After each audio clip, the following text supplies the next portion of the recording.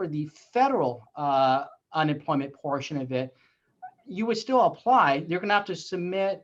The challenge, they're not going to have a 1099 form yet. They've only had the W-2, but they can still self-certify and try that approach. So still apply and see if you can't get those federal unemployment benefits. Congressman Root, I don't know if you had anything to add to that. Mike, I think you're spot on, because the federal benefits are available based on if you're not a W-2 employee or a 1099 employee, and you were or a 1099 employee, you can look at your 2019 compensation, and if you have had your compensation reduced because of you've been laid off or furloughed, the federal program is there to support you. Now, as Senator Umberg pointed out, while the states are rapidly trying to get up and process these unemployment insurance claims, and historically have only dealt with salaried employees and hourly workers, and then now are dealing with independent contractors and commission-based 1099 individuals. They're now just getting up to speed in the next couple of weeks. So it's going to take a little bit longer process to get folks in that category, the relief they need. But I know the states are working very hard to make that happen. Thank you. All right, I have a series of questions for the public officials. I think the first part would be for Senator Tom Umbert. How much in unemployment do I get, and how long can I get unemployment for? And the second part is for Congressman Ruda. What do you do if you got denied for unemployment insurance from EDD from your state? Does this mean you got rejected for federal unemployment insurance? Senator Umbert, please. So in terms of the length of unemployment, it's 26 weeks, although that may well be expanded beyond 26 weeks. In terms of the amount is a function of what you were previously paid. So it's a percentage of what you're previously paid. And I do not recall the maximum. Maybe either Hang or Mike Vo may recall the maximum amount that you can receive. If you're particularly concerned and you have further questions, you should give our office a call. And I expect that Congressman Ruta's office is probably both accepting and getting calls on this. Our number is 714-558-3785. Mike, do you remember the maximum amount? So the weekly, for California, the weekly maximum is $450. And then they would potentially qualify for an additional $600 under the federal unemployment. Yeah. I see Hang shaking her head yes. No, so yes. That's a double affirmation then. Yes. Congressman Ruda? Yeah, Derek, thanks for that question. That's actually one of the things we're working on right now, because we have already heard of individuals who have applied and have been turned down. And as I think Mike was talking about earlier, and Hang, I think you raised it as well, where an individual who was not employed last year is running into problems because they weren't a W-2 employee. We're working with the federal government right now, the administration, to try and get clarity here, because what we want to have happen is if someone is denied, that there is a streamlined process for them to reapply and get the federal benefits that are outlined under the CARES Act. Unfortunately, though, because we've had 22 million Americans, 1 in 10 Americans file for unemployment in literally the last 3 weeks, the states are overwhelmed right now in processing these applications, and people are getting denied that should not be denied. So our office is going to continue to try and cut through those difficulties to make sure everyone can get the benefits they deserve under the CARES Act. Speaking of federal obligations, Hang, we have not missed our tax filing date, right? What do we need to know about the tax filing deadlines? Yeah. For individual income tax return, your 1040 form is extended to July 15, 2020 without having to do anything. It's also for the payment that's due on that date. But if you have required estimated payment for 2019, those should have already been paid. If not, then the interest and penalty are not waived. Only the amount that is due on April 15 would be extended to July 15, 2020 without penalty and interest. And if you still don't have enough time to prepare your tax return, you can also file the extension, which is due on October 15, 2020. But that's for the federal level, IRS. For the state, it's automatically extended to July 15 with filing and the payment. Estimated payment for both is first payment was extended to July 15, 2020. The second installment for the IRS, amazing enough, is still due on June 15 per the IRS website. So I don't know if they're going to change it later, but that's how it is. But on the state level, thank you, they extended the second estimated payment to July 15 as well. That's for the individual income tax level. And then for payroll, for people who, I know that a lot of nail salon has been switching over from independent contractor to employees. You can defer your payroll. There's a payroll tax deferral program where you can defer the employer share portion of the Social Security tax that for the period between March 27 to the end of the year, and you have to pay 50% of it in 2020, the end of 2021, and the rest in 2022. So that would be the for the payroll taxes portions of it, employment portion of it.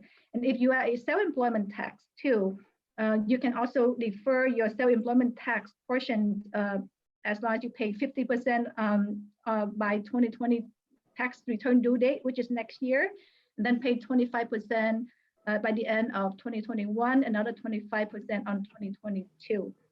Later on, Mike will post all of this information on the website so you can have something to reference to.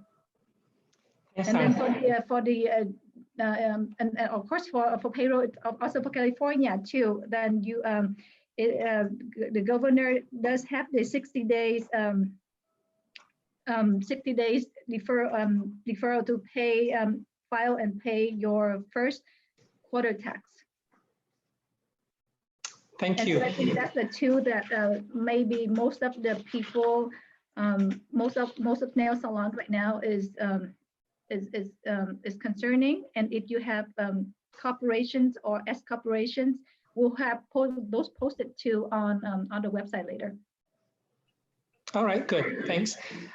This one question is very interesting, and it's from Ed Hart, who's the chair of the Family Business Center at Cal State Fullerton. And this is directed to Mike Lowe. How can someone like me, who is not in the nails and salon industry, help most in this crisis? I guess that there's many ways to answer that. You know, in terms of the health aspect, obviously follow the government's orders on social distancing, stay at home. But in terms of, you know, what other ways can you contribute to our community? Once this is all done, and the stay home orders are lifted, I guess, you know, be a part of the community. You know, go out, spend, help, get your nails done.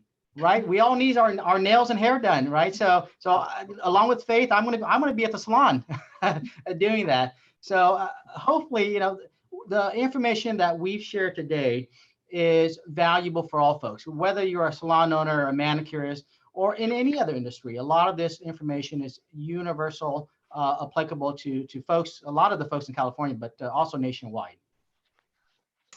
All right, we have a lot of questions still. But the time is running out. So I would like to give the last few minutes for our panelists to say whatever they need to say to the audience. I'd like to start first with Congressman Haliruda. Thank you. And again, thank you, Derek, and the panelists here for joining us and providing this really important information. I've had the opportunity to work with Senator Umberg throughout this entire process, and he's on daily calls that we were having with the county and is always asking difficult questions and trying to get answers, because communication is so important as we navigate through this crisis together.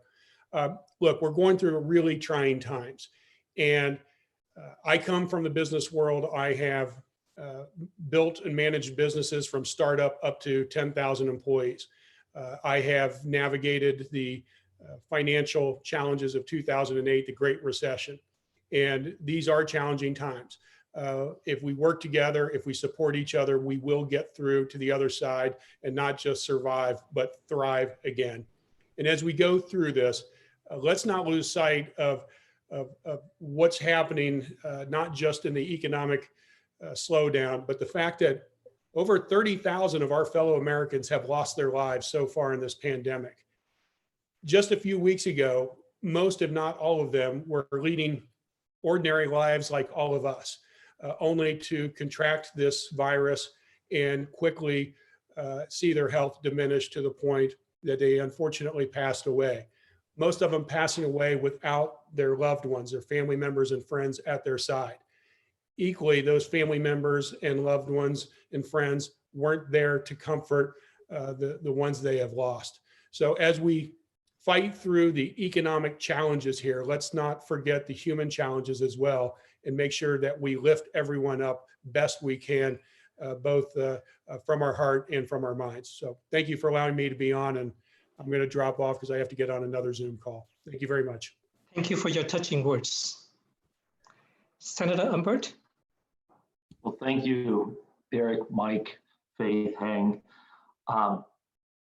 This is a time of some sacrifice. This is a time where we need to reach out and thank all those who have stepped up. But this is also a time of reflection. And one of the things on a personal note that I have noticed over the last several years is that this is a time especially to think about sacrifices that have been made in the past. And I know the Vietnamese American community, there is not a family in the Vietnamese American community here in California that doesn't have a story of sacrifice, a story of courage, a story of valor.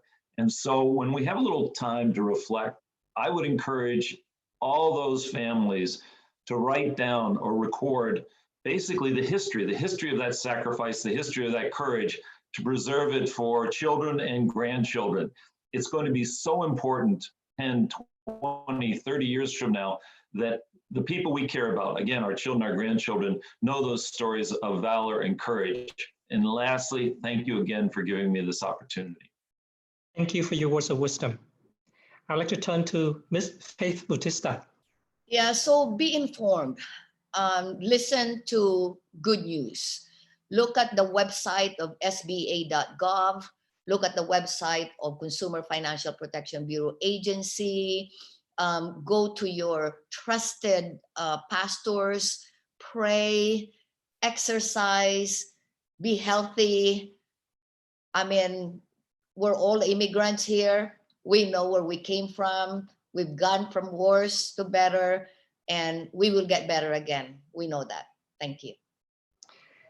Thank you for your tireless efforts in helping the Asian American community.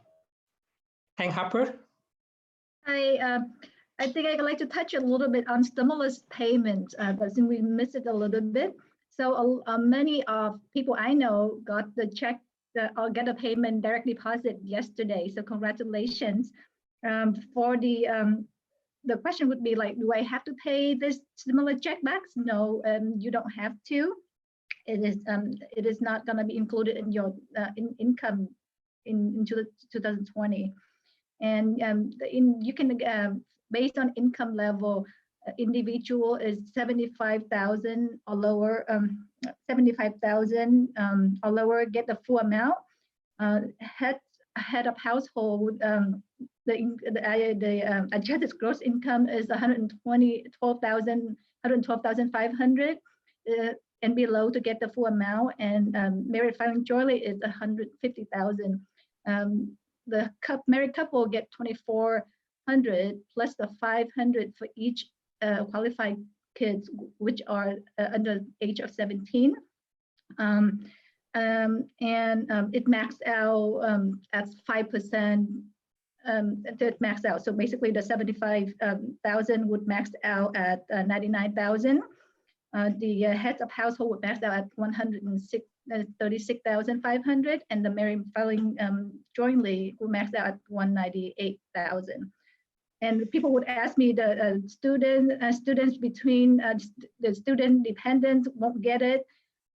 How come? Well, you know, because that's the law, so maybe they could change it later. I don't know, but as of right now, as long as they are dependent on their parent tax return, they don't get the 1,200. If they want to do the 1,200 and they do work, they can file their own tax return, not be dependent on their parent tax return, then they will get a 1,200. And is it the same as federal unemployment? This is not. It's two separate things. And for people who do not require to file tax, check with the IRS website. You can fill out the information, your bank information, and the IRS will send you, will directly deposit the money into your account.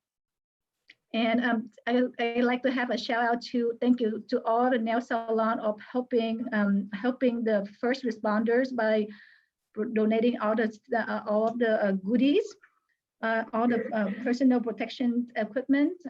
Thank you so much. Keep up your good work. And thanks a lot for the thanks all the first responder as well for their care, and not only them but their family as well. Get a shout out to our first responder. They like combat soldiers, but still have to go home and do all the stuff. I love to see the community coming together, helping everybody out, and just stay home, be safe. And thanks to the county, all the people at the county level, the city level, and everybody. Thank you. Thank you for your expertise and your work in the community. And last but not least, Mike Vo. Great, thank you. Thank you, Derek, for a great job moderating today's town hall, and to all of our panelists. What you should be seeing now on your screens for those viewing at home is a slide of all of our partners for today's town hall. I appreciate and thank all of them for helping putting this together. I know that my board colleagues, Tam Nguyen, Nicola, and Dominic Do were very instrumental in putting this together. And now what you should be seeing on your screen is a slide of the various resources, agencies, and nonprofits that you can contact. For sake of brevity, what we did was we just included the website. If you go to those various websites, there are other fact sheets, there's information. Some of these organizations offer assistance in both Vietnamese and English. Okay, so all this information will be on the Pro Nail Association website. You don't have to write notes really fast. We'll have it on there. Today's town hall is recorded and will also be rebroadcast on the various social media channels. And keep an eye out. We do anticipate putting on a second town hall. Like I said, what is salon like post-COVID-19? And we're going to be working to get the State Board of Cosmetology on with us to answer some questions that are going to be applicable to the entire industry. And with that said, everyone stay safe. Thank you very much for watching today, and we'll be talking to you soon. Thank you, everybody. Thanks, Mike. Thanks, Mike, for doing this.